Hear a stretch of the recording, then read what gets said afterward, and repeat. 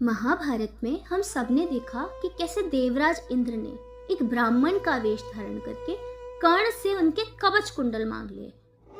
और हम सभी को लगता है कि यह कर्ण के साथ बहुत बड़ा धोखा था, और वह भी सिर्फ अर्जुन को जिताने के लिए। लेकिन अगर मैं आपसे कहूं कि इंद्र का कवच मांगना कर्ण को हराने के लिए नहीं, बल्कि अर्जुन की जान बचाने के लिए जरूरी था।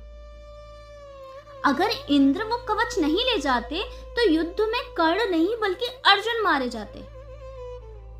और इसके पीछे एक बहुत गहरा रहस्य था, जो था पिछले जन्म का एक श्राप। आज हम महाभारत के उस पन्ने को खोलेंगे जो अक्सर अनदेखा कर दिया जाता है। कहानी शुरू होती है सतयुग से। एक असुर था जिसका नाम था दंभोदभव, और दंभोदभव ने सूर्य देव की तपस्या करके 1000 कवच प्राप्त किए। लेकिन इन कवचों के साथ उसने एक विचित्र वरदान मांगा। उसकी शर्त यह थी कि उसका एक कवच वही तोड़ सकता है जिसने 1000 साल तपस्या की हो, और कवच तोड़ने के बाद उसे 1000 साल युद्ध करना पड़े। और सबसे खतरनाक शर्त तो यह थी कि जैसे ही कवच टूटेगा उसे तोड़ने वाले योद्धा की तत्काल मृत्यु हो जाएगी। और इस राक्षस के अंत के लिए भगवान विष्णु ने नर और नारायण के रूप में अवतार लिया।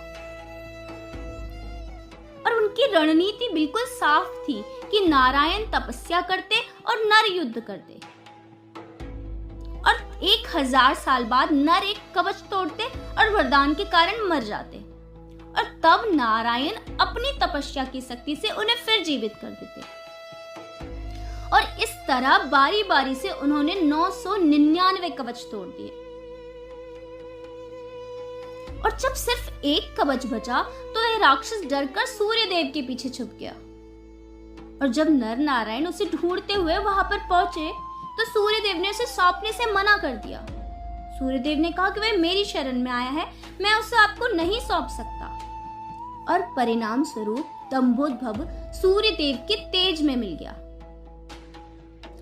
और जब द्वापर युग में माता कुंती ने सूर्य देव का आह्वान किया तो सूर्य देव ने उसी दंभोदभव को, जिसमें कि अब सूर्य देव का भी अंश था, उन्होंने उसे माता कुंती के गर्भ में स्थापित कर दिया।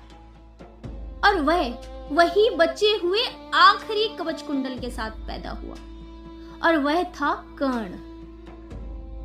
चूंकि कर्ण के पास यह आखिरी कवच था, इसलिए उसे मारने के लिए नर और नारायण को